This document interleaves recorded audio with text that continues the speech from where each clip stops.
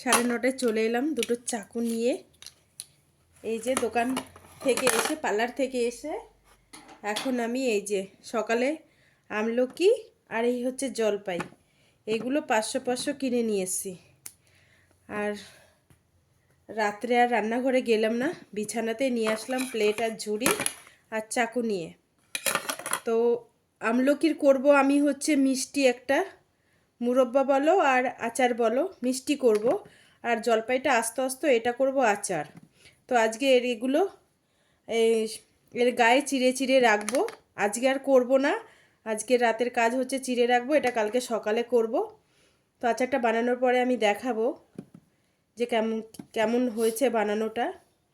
তো এখন এগুলো আমি কেটে রাখি, সকালে বানাবো। এখন আর টাইম নেই, 9:30 10টা বাজে।